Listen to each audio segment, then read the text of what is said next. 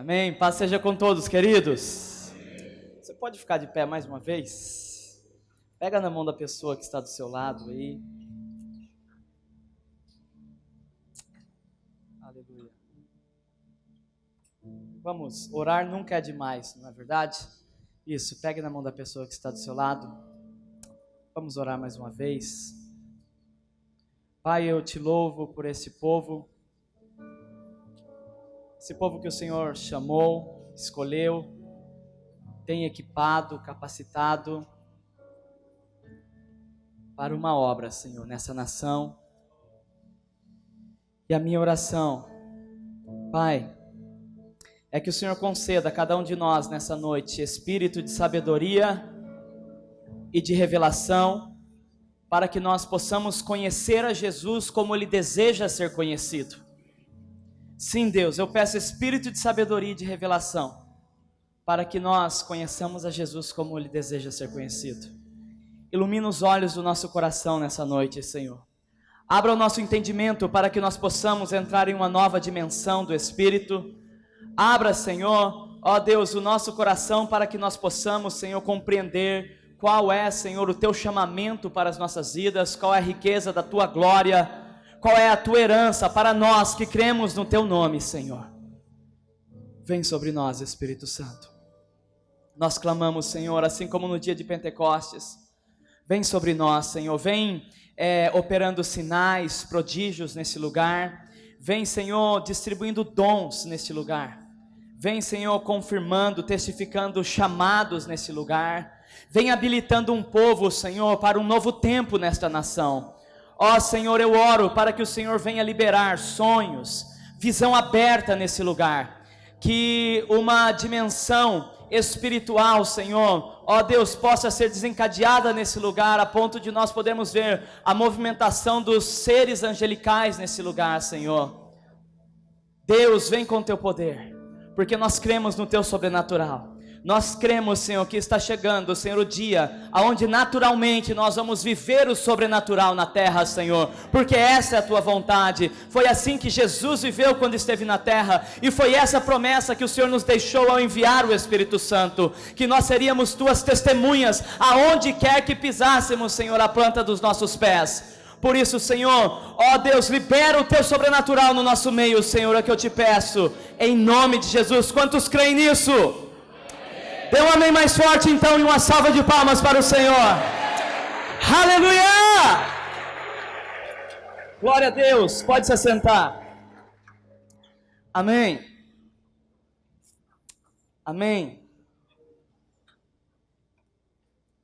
Esses dias no Brasil tem sido um tempo muito especial. Eu ministrei em uma vigília, foi essa semana agora passada, e foi tão bom ver Deus curando, libertando, salvando pessoas, resgatando pessoas, e eu creio que nessa noite não será diferente, amém? Sempre que o Senhor, Ele se move em um lugar, você vai ver acontecendo pelo menos duas coisas, sobrenatural e transformação, não só na nossa vida individual, mas também ao nosso redor. Quando o Espírito desceu ali em Pentecostes, nós podemos ver uma manifestação do sobrenatural, que primeiro veio sobre aquelas pessoas que estavam ali esperando por 10 dias a descida do Espírito Santo. Mas aquela manifestação do sobrenatural, ela não permaneceu somente sobre aqueles homens que estavam ali, mas se estendeu por toda aquela região. Você sabia que tantas pessoas foram impactadas pelo poder de Deus ali em Pentecostes, que quando chega em Atos capítulo 5, eles não conseguem mais contar o número de pessoas que foram agregadas naquela congregação. Se Jerusalém tivesse 200 mil pessoas naquela época, 100 mil pessoas chegaram a fazer parte daquela igreja. Foi algo sobrenatural. E quando você chega ali em Atos 13, naquela reunião de oração, aonde profetas estão ali, e junto com aqueles profetas está Saulo e Barnabé, 5 pessoas, uma reunião de oração. Ali, o Espírito Santo, quando eles serviam a Deus, adorando, jejuando, o Senhor então direciona que Saulo deveria ser enviado para uma missão, e Barnabé vai junto com ele, e daquela reunião de 5 pessoas de oração, hoje a Europa, a atual América do Norte, foi tocada pelo poder do Espírito Santo. Tudo o que começou ali em Atos 2 se estendeu durante o livro de Atos e chegou para nós até hoje. Mas eu creio que o melhor de Deus foi reservado para o final dos tempos, amém? Eu creio que o melhor de Deus foi reservado para esse momento da história. E eu creio que o Brasil tem um papel especial no plano de Deus para esse momento da história. Eu quero pedir que você abra sua Bíblia comigo em Mateus capítulo 14.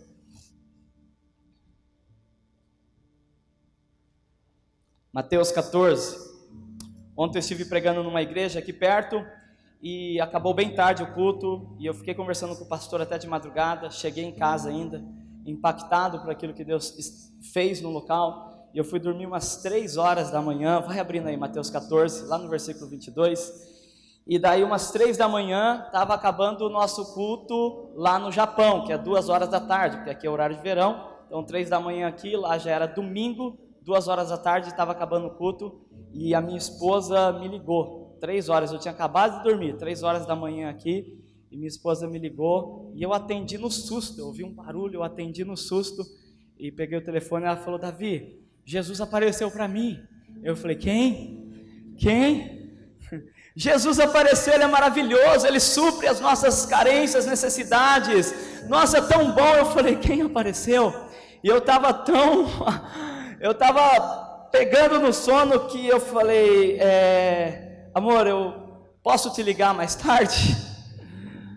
E eu tive que acordar 7 horas, porque eu estava ministrando num culto das 8 da manhã, eu fui ministrar em outro lugar hoje, 8 da manhã, então eu já logo dormi, acordei, não falei com ela até hoje, até agora esse momento, mas eu quero dizer para você que quando Jesus, Ele aparece nas nossas vidas, quando Jesus, Ele se manifesta nas nossas vidas, alguma coisa é preenchida dentro de nós, alguma coisa é ativada, alguma coisa é transformada dentro de nós, amém, queridos?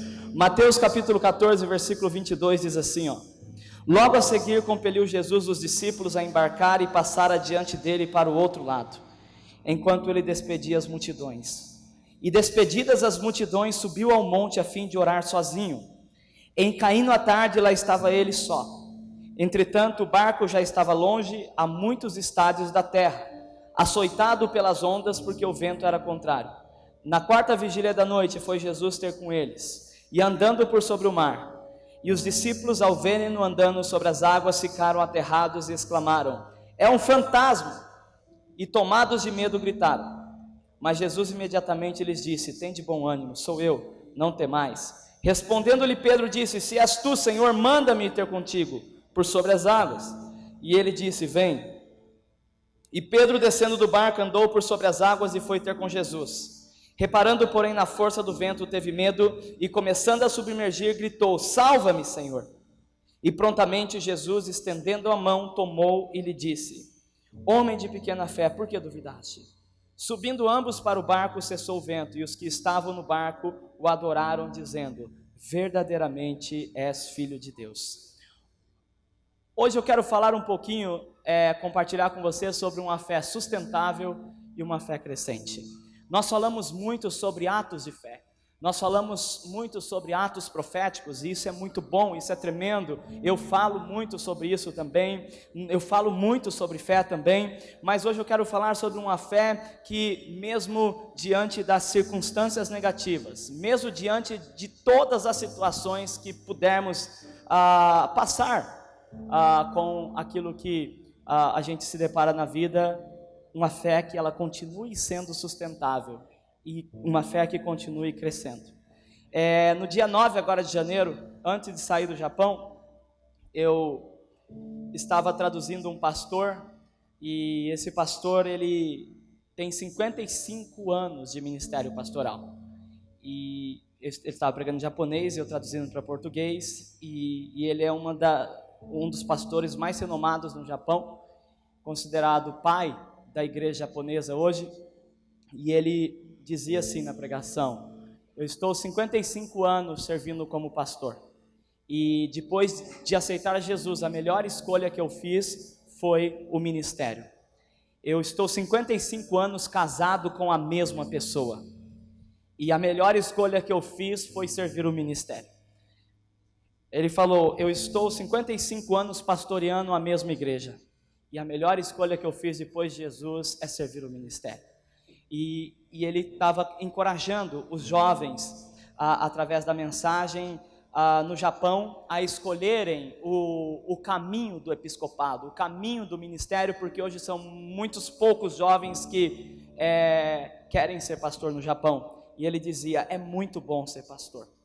E traduzindo ele, eu só tenho 10 anos de ministério, sou muito novo ainda de ministério, e traduzindo ele, um temor muito grande surgiu no meu coração, e então traduzindo ele, eu pedi para Deus, eu quero envelhecer dessa maneira, com uma fé sustentável, mas que ao mesmo tempo ela cresça, que em meio às dificuldades, em meio às ondas, em meio às águas agitadas do mar, a minha fé não venha submergir, mas a minha fé seja sustentável e venha crescer. E é sobre isso que eu quero compartilhar com vocês, uma fé sustentável e crescente.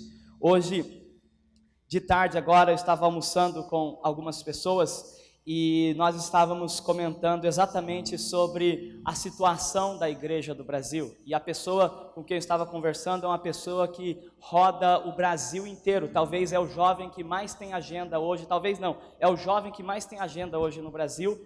Com 30 anos ele roda os meios neopentecostais, pentecostal, tradicional, ele prega em todos os lugares, a gente conversando sobre a situação da igreja.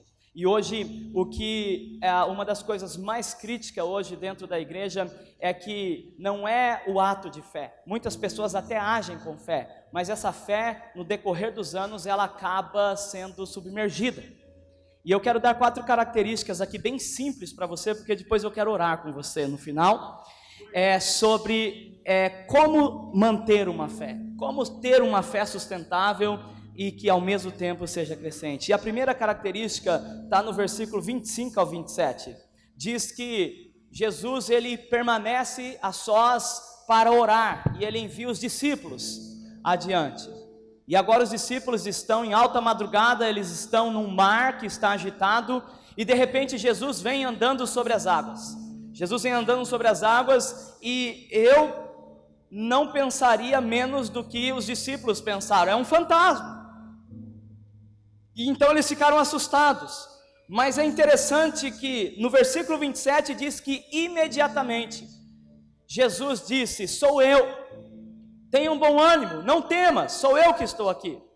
Sabe, eu penso que para nós termos uma fé sustentável e que ela continue crescendo ao decorrer dos anos da nossa caminhada cristã, eu preciso aprender a ouvir a voz de Deus. Nós temos lá na nossa sala de oração, nós estamos fazendo um programa para ensinar as crianças a ouvir a voz de Deus. É lógico que eu não tenho autoridade suprema de dizer assim que se ouve a voz de Deus ou assim que não se ouve, mas pela experiência de ouvir a voz de Deus, de andar com Deus, eu penso que nós podemos ajudar outras pessoas a ouvir a voz de Deus. E é interessante que em meio a toda essa situação, toda aquela tempestade, Jesus falou com eles, tenha bom ânimo, não temam. Então, entender a importância de ouvir a voz de Deus. E a minha pergunta é, você tem ouvido a voz de Deus? Hoje, entre um intervalo de um culto para outro que eu preguei, de manhã, meu filho, ele começou a mandar emojis, que fala, essas figurinhas, no celular, começou a mandar um monte para mim. Começou a mandar um monte. Aí eu entendi. Meu filho quer se comunicar comigo, ele tem 7 anos. Aí o que eu fiz? Ele mandou uns 15, 20 emojis, eu mandei uns 30 para ele. Aí ele vai e manda 40. Aí eu entendi, bom, ele quer falar comigo, é um sinal. É ele dizendo para mim, pai, eu estou com saudade, eu quero falar com você. Essa é a linguagem dele. Aí eu liguei para ele e coloquei no vídeo, e ele todo vergonhoso, ele pegou os bonequinhos que ele estava fazendo de leg e começou a colocar na frente da câmera, todo vergonhoso. Eu entendi, ele está com saudade, ele quer conversar. Minha filha de 13 anos, ela já é diferente. nós temos um compromisso entre eu e a minha filha. Nós só falamos em japonês. Ela fala em português com a minha esposa e eu e ela, nós só falamos em japonês. Então, para quem não me conhece, eu estou desde os 9 anos morando no Japão, tá bom? Talvez vocês estão assustados, eu estou falando como vocês me conhecessem aqui, tá? Eu moro no Japão, só estou no Brasil por 2 semanas, porque eu vim para ministrar numa conferência. Então, com a minha filha eu já falo em japonês, e minha filha, quando ela quer falar comigo, ela manda uma mensagem assim: Otou-san, genki desu ka? Que é, papai, você está bem? Então eu entendo, ela está com saudade, ela quer falar comigo. Ela tem uma linguagem, ela tem uma maneira de se expressar. Meu filho tem outra. E como eu tenho 2 filhos, eu preciso entender que cada um deles tem uma maneira de se expressar. Assim é Deus, Deus fala de diversas maneiras, mas nós precisamos começar a aprender a ouvir mais a voz de Deus. E sabe qual que é o nosso problema? É que nós mistificamos. Eu acho que a igreja tem mistificado muitas coisas. Nós temos colocado uma barreira tão grande para o sobrenatural que parece que o Pentecostes de fato foi algo histórico para aquela época que não acontece mais. Eu estava ministrando em um lugar e o pastor me deu a palavra, eu subi no púlpito, e daí eu estava abrindo a Bíblia, ia pedir para os irmãos abrirem no texto da Bíblia, e eu ouvi uma voz dizendo assim: hoje eu quero curar hérnia de disco. Eu falei, meu Deus. Eu comecei a filtrar minhas conversas do dia, sabe aquele negócio de segundos? Será que eu pensei em hérnia de disco hoje? Ou falei com alguém? Deve ser coisa da minha cabeça, deixa para lá. Eu falei, eu vou continuar. Aí eu ouvi de novo, hoje eu vou curar hérnias de disco. Aí eu falei, e agora? Aí sabe quando aquele medo entra? E se eu falar aqui, eu acho que tinha metade, né, das pessoas que estão hoje aqui. E eu falei, e se não tiver ninguém aqui com hérnia de disco? Deus falou, eu vou curar. E quando eu falei, gente, eu estou, sabe aquele negócio, meio que, eu estou sentindo uma impressão, para a gente não ter medo, né, se não for Deus, fique em paz, mas estou sentindo uma impressão aqui, que Deus quer curar a hérnia de disco. Por favor, tem alguém aqui que está com esse problema? Veio mais de 15 pessoas na frente. E eu falei, uau. Deus fala, muitas vezes é nós que não ouvimos, porque nós criamos um canal onde nós acreditamos que Deus fala de X maneira. Nós criamos um método onde a cura precisa acontecer no final da pregação, no momento da ministração, não é? Nós criamos o método, e o método é importante, o mecanismo é importante para que o profético seja manifestado, mas às vezes o Espírito Santo vem e quebra tudo, e nós precisamos estar atentos para a voz do Espírito Santo. Quantos estão atentos aqui para a voz do Espírito Santo? Quantos podem dizer sim para Deus hoje? Diga assim, Senhor Jesus, eu estou aberto para a tua voz nessa noite. Amém. E daí eu falei, bom, eu orei, muitas pessoas sentiram-se curadas, e eu indiquei que elas fossem no médico, pegassem um exame, depois falassem com o pastor da igreja, não é? Mas em seguida, Deus colocou no meu coração assim, agora eu quero que você chame pessoas que estão com problema nos ossos, que não conseguem movimentar órgãos, perna quebrada, braço quebrado, pessoas assim. Eu falei, meu Deus. Aí eu chamei, e veio um monte de gente. Eu falei, bom, eu vou orar. E coloquei a igreja para adorar. Sabe quando você não sabe o que fazer? Vamos adorar. É Ele que cura. Eu quero ser bem natural com vocês, sabe por quê? Porque às vezes a gente cria uma barreira tão grande daqui para cá, que parece que para você ver a manifestação do sobrenatural, você tem que ser um pastor. E na verdade todos nós podemos provar isso todos os dias da nossa vida. E daí nós começamos a orar, e de repente um rapaz estava desse lado assim, um jovem, ele começou a pular, e ele começou a gritar, e ele dizia aleluia, porque eu falei, o que aconteceu? Eu levei o microfone, ele falou, 2 anos, o meu nervo ciático, eu não podia mais jogar futebol, não podia mais dobrar o joelho, não estou mais sentindo nada, estou curado. Eu falei, uau. Daí daqui a pouco uma senhora chorando desse lado que foi curada, e pessoas sendo curadas. Aí o que aconteceu? Por fim, eu falei, bom, agora eu vou entrar na palavra. Deus falou, não, eu quero que você faça mais uma oração. Eu quero que você chame, tem uma pessoa nesse lugar que é filho de um líder espiritual, filho de um pastor ou presbítero, eu ouvi assim, pastor, filho de um líder espiritual, e que nasceu num berço cristão, mas não está em igreja porque tem uma carência, uma orfandade e não consegue permanecer na igreja, e essa pessoa está aqui e eu quero abraçá-la nessa noite. Eu falei, agora é só um, agora ficou difícil o negócio. Mas eu falei, bom, tem uma pessoa assim, estou sentindo de compartilhar isso com vocês. Tem alguém, se ficar com vergonha, fala comigo depois que acabar o culto, não tem problema nenhum. Quando acabei a oração, a pessoa se levantou e veio correndo na frente. Falei, verdadeiramente Deus, Ele nos surpreende. Se nós queremos uma fé sustentável e crescente, nós precisamos diariamente estarmos abertos para ouvir a voz de Deus, para falar com Deus. E para ouvir a voz de Deus, nós também precisamos começar a falar com Ele. Sabe, eu quero te encorajar. Eu sei que vocês têm muitos bons hábitos aqui, o pastor de vocês é fera, o pastor Daniel ensina a palavra de Deus, mas talvez você está aqui pela primeira vez, pela segunda, ou está passando por um momento difícil, e eu quero encorajar você que Jesus seja a primeira canção quando você acordar, que Jesus seja a canção do meio-dia na sua vida, que Jesus seja a canção da noite, sabe? Hoje nós ficamos fechados em tantos programas que nós acabamos deixando de buscar a Deus nos momentos, um momento como num almoço. Nós somos tão programados com tantas coisas que nós perdemos a naturalidade de falar com Deus, de buscar a Deus. E eu acredito que está chegando um tempo, não sobre a igreja brasileira, sobre toda a igreja na terra, aonde nós vamos ver aquilo que Jacó viu.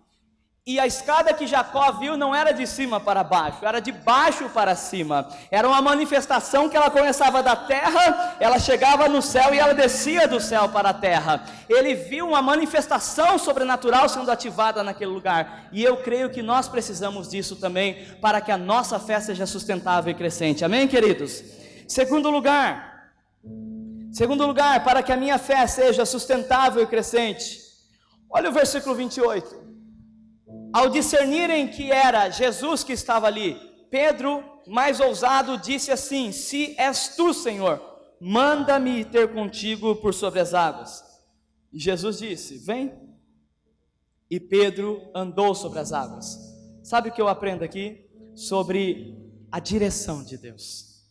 Eu estava por uns 4 anos consecutivos fazendo uma conferência lá no Japão, e a conferência começou a crescer. E daí eu falei, bom, agora eu vou ser ousado. Eu vou chamar alguns pregadores dos Estados Unidos, alguns amigos que eu tinha lá do IHOP, da Casa de Oração, vou chamar vários pregadores nacionais, nós vamos fazer uma conferência bem top para japoneses, vamos impactar. Só que aconteceu alguns probleminhas, na época que eu fiz a conferência, eu não me deparei com isso, e eu não prestei atenção nisso, e a equipe de pastores japoneses que estavam me ajudando, o pastor da contabilidade, ele disse assim: Davi, é arriscado isso que você vai fazer, e eu acho que vai ficar no vermelho. E quanto mais aproximava a conferência, ele dizia para mim: vai ficar no vermelho. Eu falei, e agora? E foi quando eu dobrei os meus joelhos e eu fui orar para o Senhor. Eu falei, Senhor, e eu vou ser sincero, a oração que eu fiz foi assim: Senhor, me livra dessa. Me livra, enche esse lugar, não deixa ficar no vermelho. E eu ouvi Deus falando assim para mim: Davi, eu não vou te livrar, ouça até o final, tá bom? E eu falei, por quê, Deus? Porque eu quero ensinar algo a respeito da minha direção sobre a sua vida. Eu falei que uma fé sustentável e crescente é necessário que você ouça a voz de Deus. Segundo lugar, direção de Deus. Então o que aconteceu? Fizemos normal. Na igreja japonesa funciona assim: sempre que nós vamos fazer uma conferência, primeiro os pastores japoneses, eles colocam todo o dinheiro da conferência, trabalha, né, no verde. Aí depois que acabou a conferência, todo mundo foi embora, vamos dividir tudo, vamos ver como ficou o negócio. Conferência chamada Passion for Jesus. Aí o que aconteceu? Ficou no vermelho. E eu falei, Deus, agora que acabou a conferência, eu queria entender por quê. O Senhor podia mobilizar, são tantas são tantos preletores, era algo tão legal, e era já o 4º ano consecutivo, sempre lotadas as conferências. Por quê? Aí Deus falou algo muito pessoal, mas que eu queria compartilhar com vocês. Ele falou: Davi, porque eu te amo e eu quero ensinar algo sobre o seu coração. Por que você orou para que enchesse a conferência? Porque você queria ver pessoas sendo abençoadas, ou porque você estava preocupado com a sua reputação diante daqueles preletores que estavam ali? Aí eu falei: Deus, sinceramente eu estava mais preocupado comigo naquela ocasião. E Deus disse: então, aprenda um pouco sobre a minha direção. E eu tinha uma reunião, que era a reunião, a gente vai colocar tudo a limpo e vamos acertar as contas, vai saber para quem vai ficar, receber puxão de orelha. E o meu pastor, ele tem 50 anos de ministério. E ele é um pastor muito respeitado. É um senhor já de 72 ou 73 anos. E nós estamos entre os pastores japoneses e eu lá de brasileiro. E daí começaram a falar: o que será que deu errado? Aí um pastor falou: bom, muitos preletores para uma conferência. E eu falei: eu acho que eu vou falar. Aí eu senti o Espírito Santo falando: fica quieto, espera. Aí o meu pastor tomou a palavra e ele disse assim: queridos, eu quero dizer que nos 50 anos do meu ministério, essa foi a melhor conferência que eu participei na minha vida. Deus falou muito comigo e eu fiquei muito triste por não ter mais pessoas provado daquilo que foi essa conferência. Então, para que ninguém fale nada sobre dinheiro aqui, ele falou para um pastor lá da contabilidade: tira X do caixa da nossa denominação e paga essa conferência, não está nada no vermelho, está tudo certo, e eu quero que no ano que vem faça também. Nós fizemos esse ano agora, isso foi em 2015, nós fizemos em 2016, para que faça-se nos próximos anos também. Aí eu fiquei impressionado, sabe, às vezes, eu não estou dando simplesmente um testemunho de uma bênção, eu estou dizendo que muitas vezes nós costuramos, nós colocamos Deus, incubamos Deus em um lugar e nós entendemos que a direção dele é assim. E às vezes ele tem uma outra maneira de fazer, de lidar com aquela situação. Sabe por quê? Porque sempre que Deus ele trata conosco, é porque ele quer nos levar a um nível de fé crescente. Ele quer aumentar a nossa fé. Só que nós não gostamos desses desafios. E preste atenção nessa passagem, porque Pedro, ele fez algo que nunca tinha sido ouvido na história. Nós temos testemunho do mar se abrindo, nós temos testemunho de rios se abrindo, mas esse homem, ele faz o quê? Ele olha Jesus. Você nunca viu outro homem andando sobre as águas. E Pedro olha e diz: se és tu, Senhor, manda-me ir ter contigo, eu quero também andar sobre as águas. Pedro era tão ousado, ele falou: eu quero ir na tua direção. Só que a direção de Deus, às vezes custa o tratamento de algumas coisas erradas no nosso coração, e nós precisamos entregar todo o nosso coração a Deus se nós queremos estar dentro da direção de Deus 100% nas nossas vidas. Você crê nisso? Então, a direção de Deus, Pedro, ele teve que ouvir a voz para estar na direção de Deus. Primeiro ele ouviu a voz e ele reconheceu, então ele disse: agora eu quero ir diante da tua direção, Senhor. Quantos estão permanecendo na direção de Deus? É possível nós ouvirmos a voz de Deus e estarmos fora da direção de Deus, ou permanecermos fora da direção de Deus. Mas quando nós ouvimos a voz de Deus e nós nos submetemos a dar o primeiro passo, aí vem o terceiro, e para mim talvez seja o mais difícil. A mais difícil característica para que a nossa fé seja sustentável e seja crescente. Sabe qual que é? É o treinamento de Deus, ou o discipulado de Deus. Quantos estão debaixo de um discipulado aqui? Levanta a mão aqui, deixa eu ver. Uau! Então vamos lá.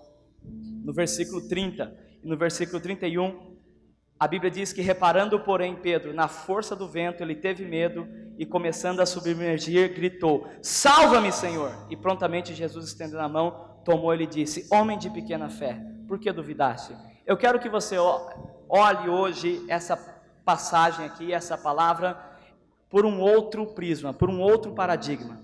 Às vezes, quando nós olhamos Jesus dizendo homens de pequena fé, sempre nós associamos com um negativo, como uma correção, como uma exortação. Mas eu quero convidar você a pensar de uma maneira positiva. Pedro fez algo que nunca ninguém tinha feito. Talvez você diga: pô, Pedro andou sobre as águas, mas logo afundou. Mas quem já andou sobre as águas aqui? Eu conheço um grupo de chineses que eles têm como uma das missões, da missão deles, andar sobre as águas. Eles dizem que eles se ajuntam no mar e saem correndo para ver quem anda primeiro sobre as águas. Eu conheci um missionário no Brasil, Pedro Borel, que prega lá no Morro do Borel. Ele disse que ele ia pregar nos lugares e quando ele ficava no hotel que tinha piscina, ele falava: essa é a oportunidade. E quando ninguém estava olhando, ele ia na piscina e falava: hoje eu vou andar sobre as águas. Você já ouviu dizer de alguém que andou sobre as águas? Eu não acredito que Jesus está aqui reprovando a fé de Pedro. Sabe o que eu entendo que Jesus está dizendo aqui? Pedro, você fez muito bem, cara. Pedro, você fez o que ninguém fez na história, mas eu quero dizer que a sua fé é pequena ainda, ou seja, tem algo maior para você. Olha só no monte da transfiguração, lá em Mateus 17, Jesus está descendo do monte com Pedro, Tiago e João. Aí lá embaixo estão tentando expulsar o demônio de um menino, caía no fogo, caía na água, e os discípulos tentam expulsar aquele demônio e não conseguem. Jesus diz assim: geração incrédula, até quando vos suportareis, homens de pequena fé? Aí Jesus vai lá, liberta aquele menino, e logo em seguida Jesus diz assim: mas essa casta de demônios só sai com jejum e oração. Você entendeu? O contraponto, Jesus diz: pô, até quando eu vou suportar vocês? Daí daqui a pouco ele diz: essa casta só sai com jejum e oração. Ao mesmo tempo que é uma exortação, é uma motivação, que Jesus está dizendo: olha, mantenha um estilo de vida de jejum e oração, para que vocês tenham discernimento de como lidar com esse tipo de potestade. Então eu vejo que nessa terceira característica, para que a nossa fé seja sustentável e crescente, é que nós precisamos aprender a ser tratados no treinamento, no discipulado de Deus. Pedro, ele foi chamado para andar sobre águas, mas Pedro, ele se esqueceu de um detalhe: ele não precisava de fé somente para andar sobre as águas, mas a fé que era necessária para Pedro naquele momento, era uma fé para andar sobre águas em extrema agitação, porque a Bíblia diz que estava uma tempestade. E eu vejo que pelo menos existem 3 tipos de ventos que sopram na nossa vida, que fazem parte do tratamento de Deus, ou do treinamento de Deus, para nos levar a um nível mais profundo de fé. O primeiro tipo de vento, sabe qual que é?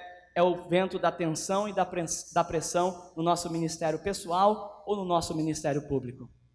Esse tipo de vento é aquele vento onde nós pensamos em olhar para o lado, nós pensamos em dar um jeitinho na situação, nós pensamos em fazer alguma coisa, porque nós nos sentimos açoitados pelo vento, pela tempestade. O segundo tipo de vento é o vento escatológico, ou o vento dos finais dos tempos.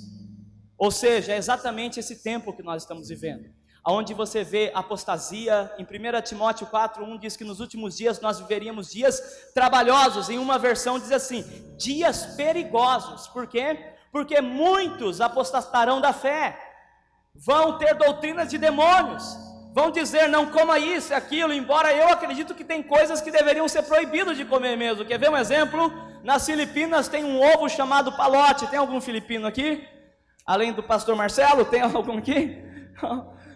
Nas Filipinas tem um ovo chamado palote. Esse ovo, eu não sei se ele é podre, dentro tem o pintinho morto. Você abre e você tem que comer o pintinho morto, já apodrecido. É um ovo super famoso na Filipina. Então, quando você for no Japão nos visitar, me procure, que nas lojas lá, tem muito filipino no Japão, então nas lojas brasileiras lá de venda de produto brasileiro tem esse ovo. Eu nunca comprei. Mas eu acho que esse tipo de alimento pode até ser brincadeira. Mas o que eu quero dizer é que, por vivermos nos últimos tempos, nós vamos ser confrontados e nós vamos ser tentados a nos afastar, a nos isolar de tantas heresias que nós ouvimos, de tantas coisas banais que nós ouvimos. Mas nós precisamos ter discernimento em Deus para buscar não somente fé. O problema é que sempre nós buscamos somente fé. Nós queremos fé e mais fé. Mas eu quero dizer para você, em terceiro lugar, que quando nós somos treinados por Deus, nós descobrimos que existem tipos de fé específico para cada situação. E Jesus estava querendo ensinar para Pedro que naquele momento ele não necessitava somente reconhecer quem era o Cristo. Ele não precisava somente de uma palavra de Jesus chamando para uma direção. Ele precisava discernir que tipo de água que ele estava andando. E às vezes nós não discernimos isso. E o terceiro vento que eu acredito que tenta tirar-nos do foco, sabe qual que é? É o vento do tribunal de Cristo. A Bíblia diz em 1 Coríntios 13, do versículo 11 ao 15, que nós vamos passar um dia pelo tribunal de Cristo. E lá as nossas obras serão avaliadas. Se é obra de madeira, de pedra preciosa, de ouro, não é, de prata, as nossas obras serão avaliadas. E eu penso que nós precisamos avaliar um pouco mais qual a fundamentação que nós estamos alicerçados. Deixa eu contar uma experiência bem simples para você, mas que eu acho que reflete o treinamento de Deus. Eu e a minha esposa decidimos subir o Monte Fuji. O Monte Fuji ele tem 3.000, se eu não me engano, 3.800 metros, quase 4.000 metros, é o monte mais alto do Japão. E nós fomos fora de temporada subir o Monte Fuji. E então estava de tardezinha, eu falei, eu vou subir, isso daqui é moleza, eu sempre gostei de atletismo, eu vou subir de tardezinha mesmo, subo rápido e desço rápido. Sabe como é corintiano, né? Acha que consegue fazer tudo. Aí acaba perdendo nos pênaltis. De um time como aquele. Aí o que aconteceu? Eu e minha esposa estávamos para subir, um senhor estava descendo. E o senhor perguntou assim para mim, um ancião, aonde você vai? Aonde eu vou? Para Disney que não é, né, meu irmão? Vou subir o Monte Fuji.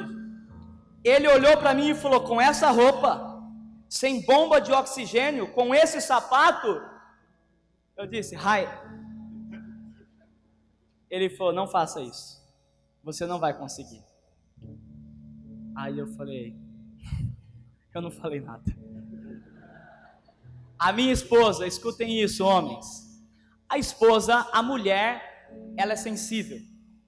Não é? Ela é vaso frágil, não é porque ela é fraca simplesmente, ou tão somente, mas porque ela é sensível. A mulher... Tanto na Bíblia, pode analisar, ela tem um papel semelhante ao papel do Espírito Santo nas nossas vidas. Amém, homens? Agora ganhei as mulheres aqui, hein? E a minha esposa disse assim para mim, Davi, vamos ouvir esse Senhor. Não suba não.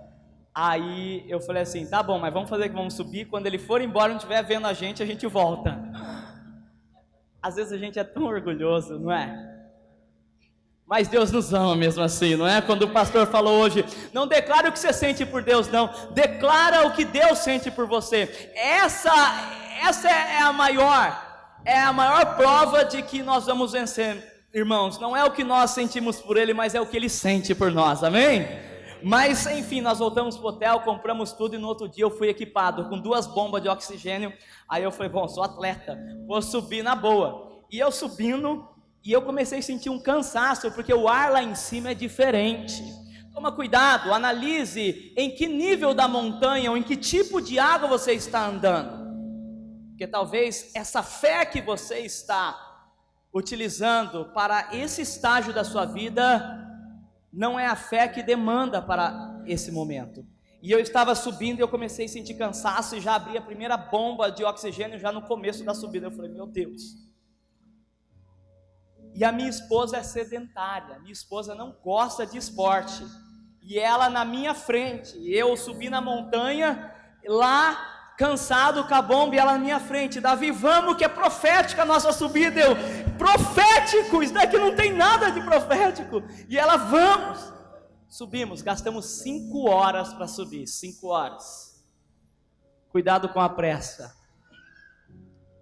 Cuidado com o orgulho, cuidado com a falta de preparo. O treinamento de Deus vem exatamente para nos habilitar, para nos capacitar, para nos preparar para o momento adequado de Deus nas nossas vidas. Subi, estou lá em cima, e eu senti um arrependimento quando eu estava lá em cima, porque lá em cima não tem nada, só tem nuvem, e eu vou tirar foto do quê? Das nuvens, é muito alto. Aí eu falei, bom, agora é 2 horas para descer. Desci. Vou resumir bem, porque tem um quarto ponto, eu quero orar com vocês. Gastei 8 horas para descer. Eu machuquei o pé no meio do caminho, começou a chover forte, e a estrada da descida é uma estrada diferente. Então, é a mesma paisagem durante todo o momento. Você não tem nada novo para olhar. É um momento muito difícil. E daí o que aconteceu? Eu liguei para a guarda, o policiamento do lugar, porque eu me machuquei, estava chovendo, eu falei, não vou aguentar descer.